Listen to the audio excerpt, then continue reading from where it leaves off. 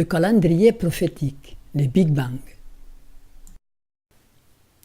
Le monde a le cancer, et le cancer c'est l'homme.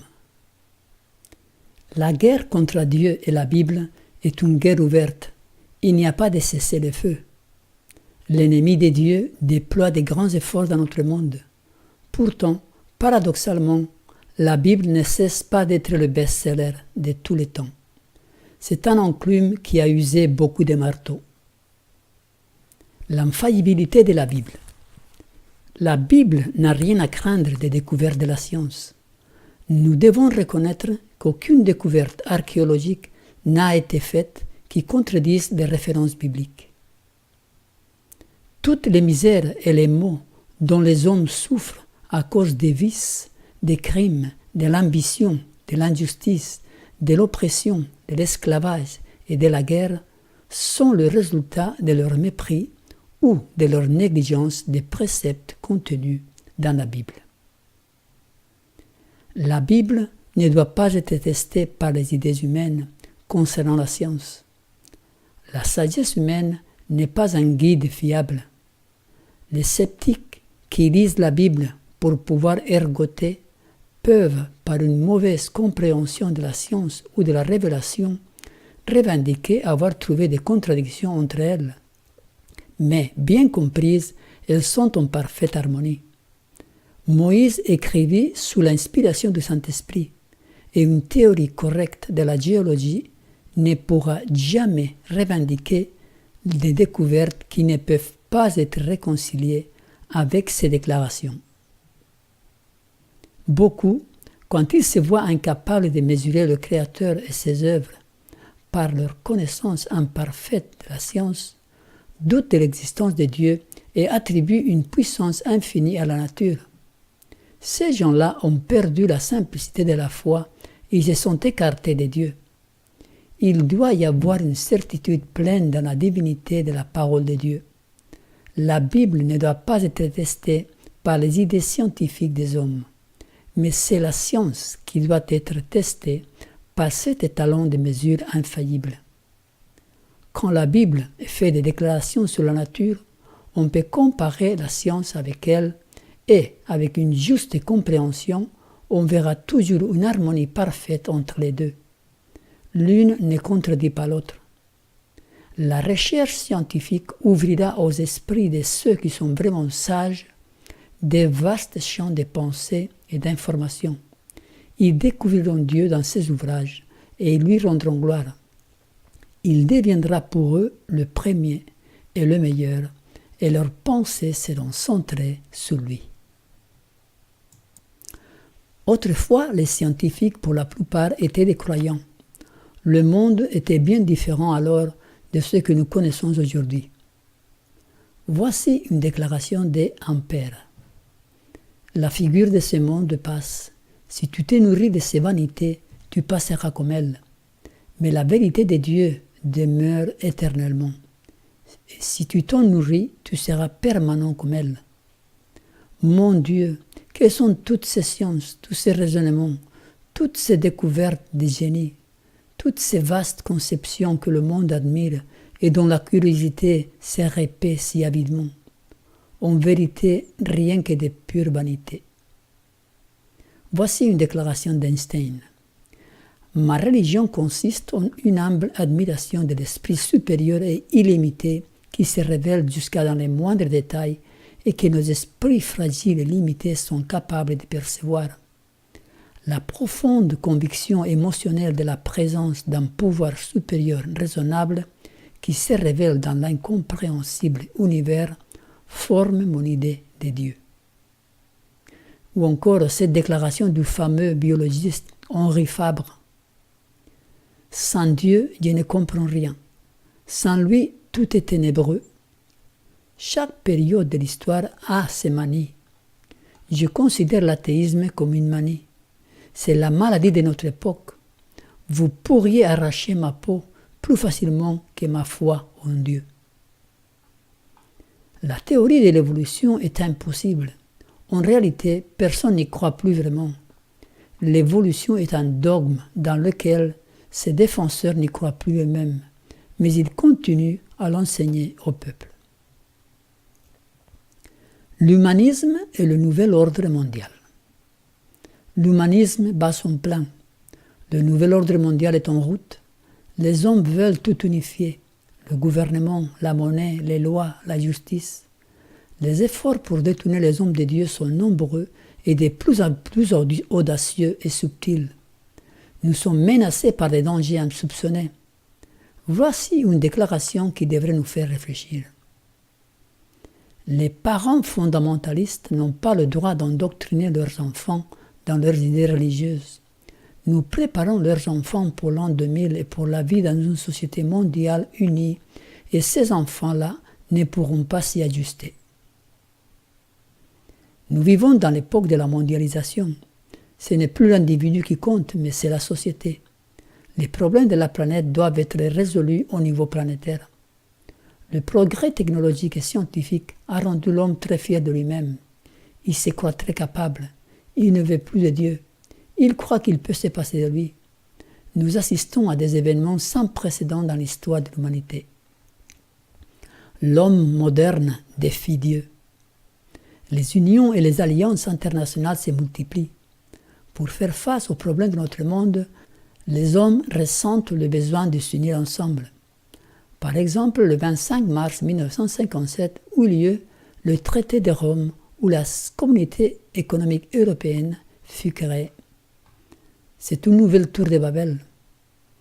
À titre d'anecdote, il faut savoir que les pays européens, la communauté européenne, a choisi comme logo la tour de Babel et son motto est le suivant. Many peoples, one language. C'est beaucoup de peuples, une seule langue. Si vous connaissez l'histoire de la tour de Babel dans la Bible, vous remarquerez que ce motto est un défi à ce que Dieu avait fait en Babel, car il avait confondu les langues pour que les gens ne s'unissent pas dans leur rébellion ouverte contre lui. Le bâtiment de la communauté européenne à Bruxelles représente une tour de Babel en construction. Oui, l'homme moderne défie Dieu, mais Dieu n'est pas pris au dépourvu, car il n'y a rien de nouveau. Ce qui a été, c'est ce qui sera. Ce qui s'est fait, c'est ce qui se fera. Et il n'y a rien de nouveau sous le soleil. L'omniscience divine, les prophéties. Le présent, le passé et le futur sont ouverts devant Dieu. C'est ce que l'on appelle l'omniscience. Dieu, à travers les prophéties, veut montrer à l'homme que c'est bien lui qui dirige l'histoire. Il y a plus de 2500 ans, dans l'ancienne Babylone, un roi, Nebuchadnezzar, eut un rêve particulier. À ce moment-là, il y avait un jeune hébreu dans la cour du roi appelé Daniel. Daniel était un homme qui craignait Dieu et qui cherchait toujours à se conformer à ses principes. C'était un jeune homme tempérant, un homme de prière, un homme serviable, et Dieu lui a donné une grande intelligence. Dieu a honoré Daniel et il est toujours prêt à bénir tous les jeunes qui veulent se conformer à sa volonté encore aujourd'hui. Eh bien, Daniel supplia Dieu et celui-ci lui révéla le rêve du roi.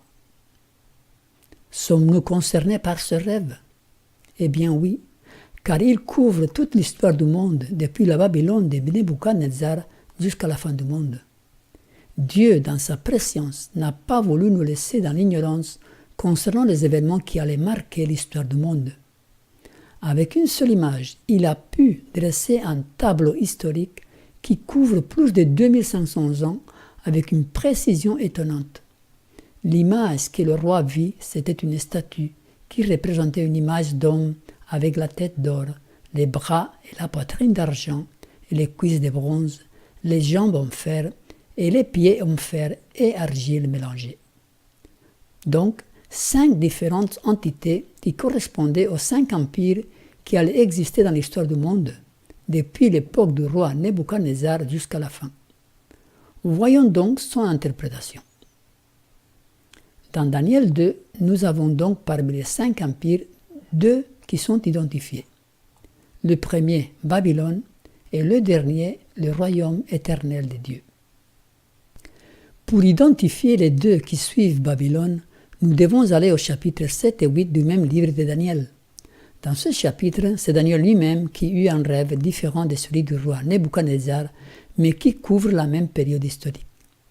Daniel ne voit pas une statue, mais des animaux différents correspondant aux différents empires qui allaient se succéder. La Babylone correspond au lion et son règne fut remplacé par les Mèdes et les Perses, représentés par la poitrine en argent et qui correspondent dans la vision de Daniel à l'ours.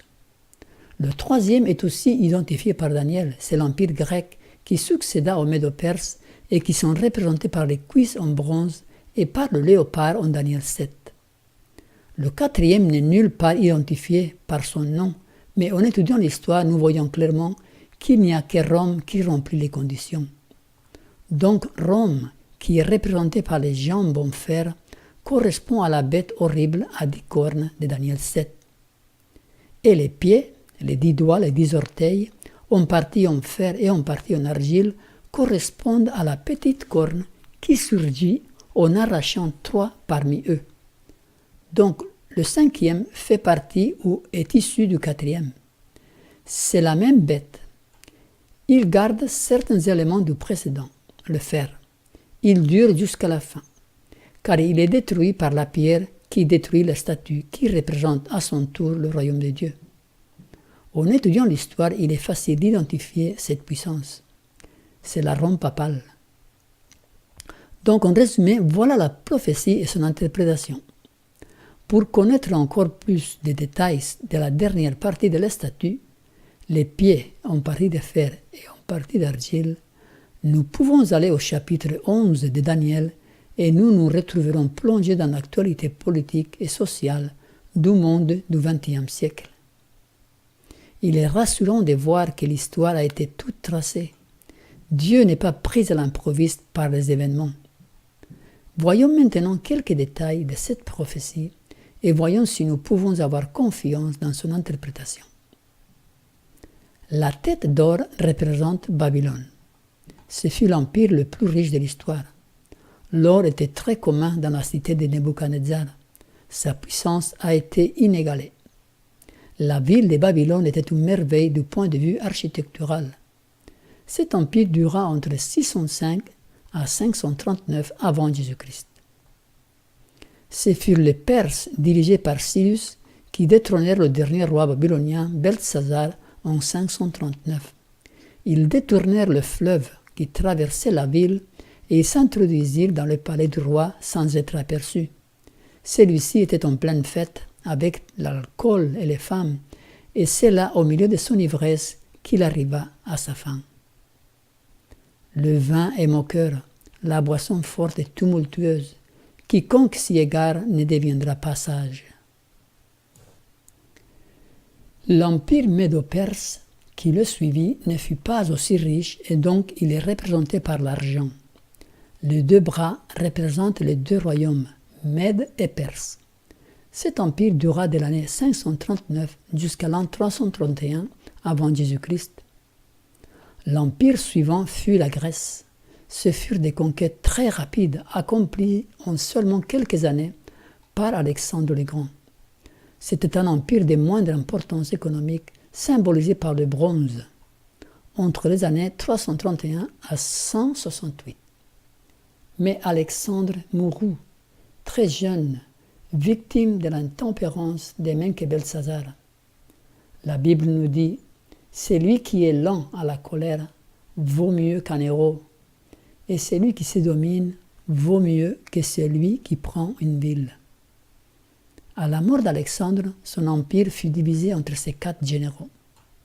En Daniel 7, nous retrouvons le léopard représentant la Grèce avec 4 têtes, symbolisant ainsi les 4 généraux qui se partagèrent l'empire à la mort d'Alexandre: Silimac, Ptolémée, Cassandre et Séleuc. Avec le temps, les disputes entre eux affaiblirent l'empire et préparèrent ainsi la conquête romaine. La Rome païenne fut le résultat des conquêtes de plusieurs siècles. Elle bâtit l'empire grec en 168 avant Jésus-Christ et petit à petit devint une puissance conquérante dominant sur tous les pays du bassin méditerranéen. La statue nous montre 2 jambes représentant ainsi les 2 empires, celui d'Occident, dont la capitale est Rome, et celui d'Orient, dont la capitale est Constantinople. Bien que l'Empire était uni au début, il fut dirigé par des empereurs différents à partir de 399 à la mort de l'empereur Théodose le Grand, qui partagea son empire entre ses deux fils, Honorius et Arcadius. Rome fut effectivement, selon les historiens, l'empire de fer, très dur, très implacable. Ce furent les Romains qui crucifièrent le Fils de Dieu d'ailleurs. L'empire d'Occident s'effondra en 476 après Jésus-Christ. En suivant la progression de la statue, nous arrivons aux pieds, en partie de fer et en partie d'argile. Ce fut la division de l'Empire romain d'Occident qui donna naissance à 10 tribus, les 10 orteils de la statue. Mais il y a quand même un élément qui dure jusqu'à la fin, c'est le fer.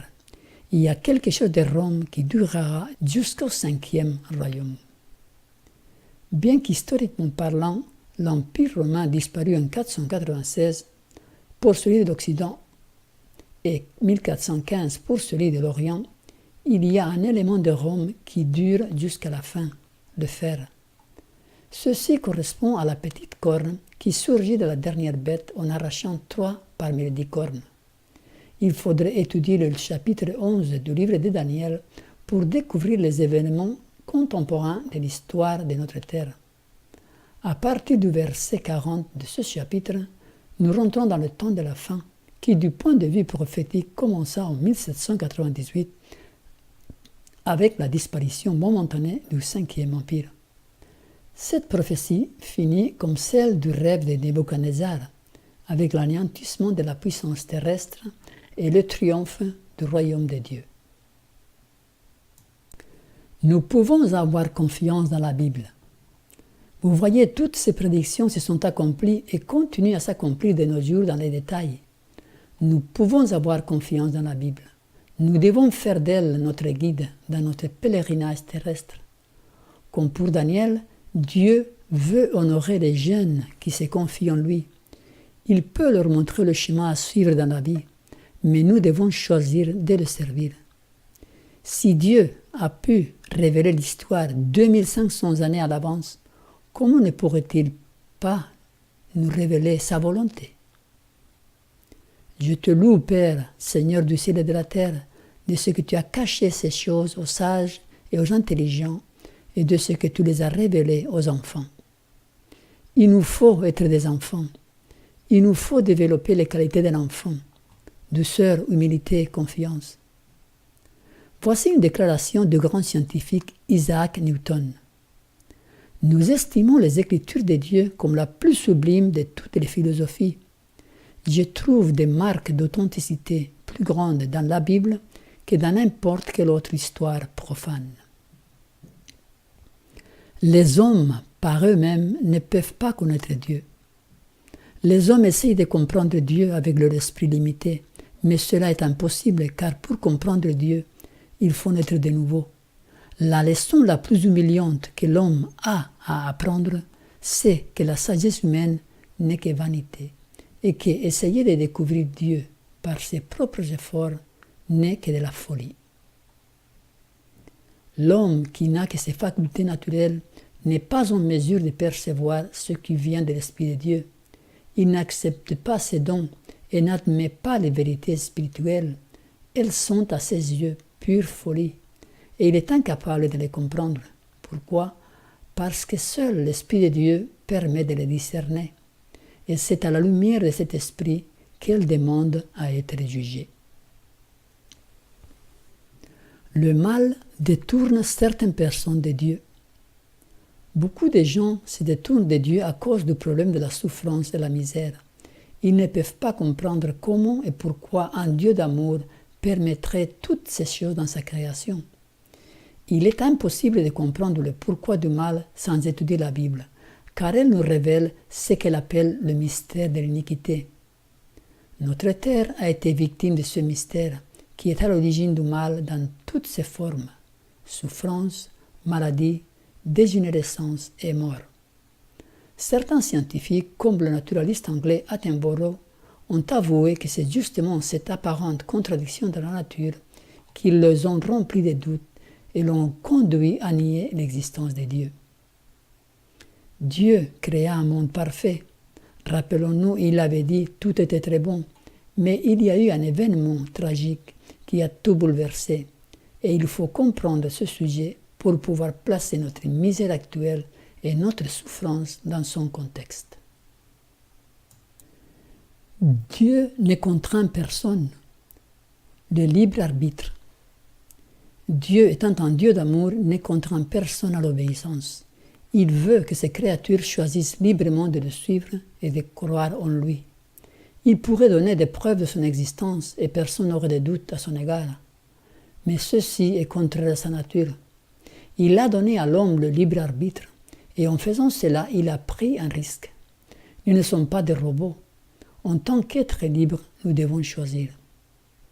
D'un autre côté, Dieu a donné assez d'évidence dans sa parole, dans la nature, dans ses œuvres créées, qu'il existe. En effet, les perfections invisibles de Dieu, sa puissance éternelle, sa divinité, se voient comme à l'œil, depuis la création du monde, quand on les considère dans ses ouvrages, de sorte qu'ils sont inexcusables. La parole de Dieu, comme le caractère de son auteur, présente des mystères qui ne pourront jamais être pleinement élucidés par des êtres finis. Mais Dieu a donné dans les Écritures assez d'évidence de son autorité divine. Sa propre existence, son caractère, la véracité de sa parole sont établis comme témoignages qui font appel à notre raison, et ce témoignage est abondant. Certes, il n'a pas enlevé la possibilité du doute. La foi doit se reposer sur l'évidence, non pas sur une démonstration.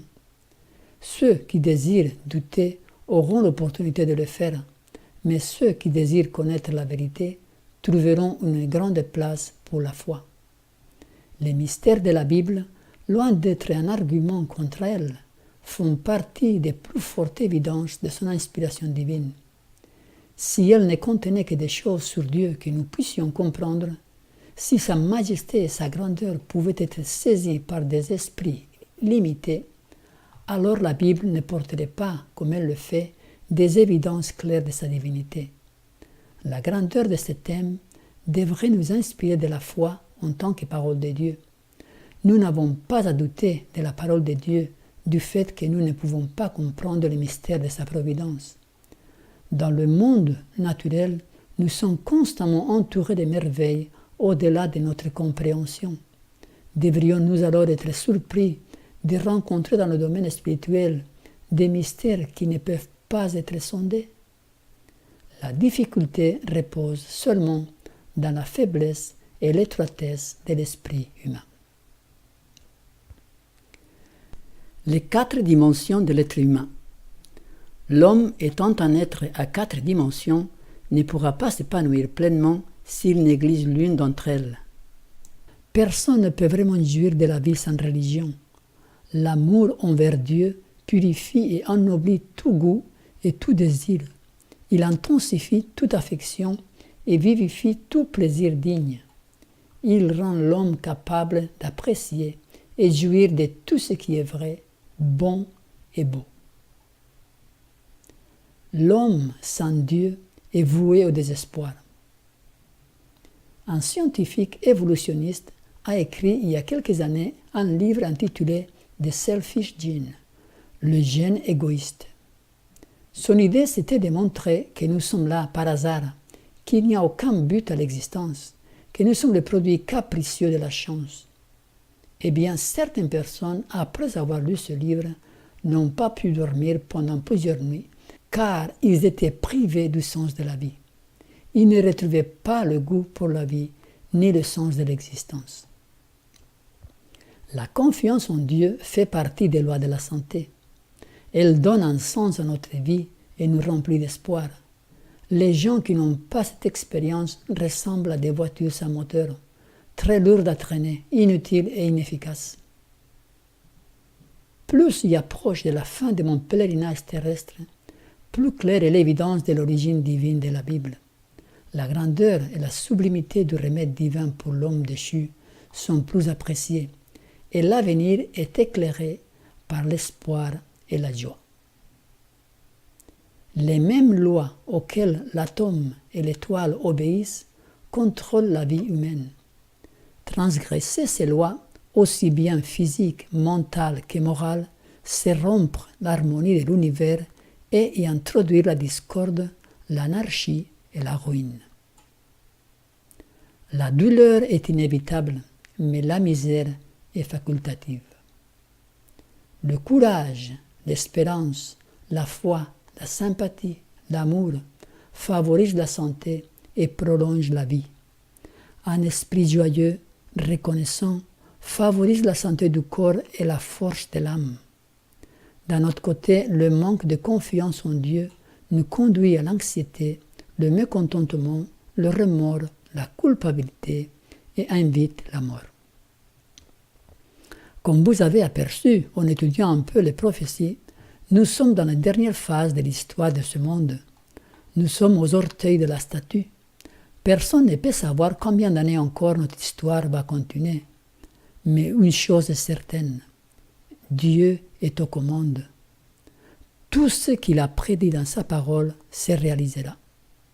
Le mal aura une fin. Dieu l'a permis comme leçon des choses pour l'univers. Mais il nous dit qu'il sera anéanti pour toujours. L'univers retrouvera la paix et l'harmonie qui lui étaient dues. Nous, en tant que chrétiens, nous croyons aussi en Big Bang. La seule différence, c'est que notre Big Bang sera à la fin de l'histoire et non pas au début. Or, le jour du Seigneur viendra comme un larron dans la nuit. En ce temps-là, les cieux passeront avec fracas et les éléments embrasés seront dissous, et la terre, avec les œuvres qui sont en elle, sera entièrement brûlée. Le Big Bang donnera naissance à une nouvelle terre.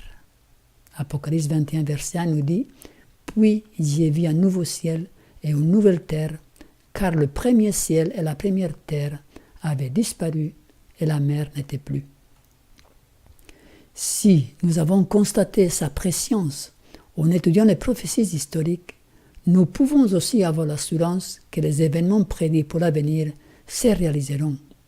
Il nous laisse le choix, peser les évidences et rentrer dans ses plans. Il vous attend.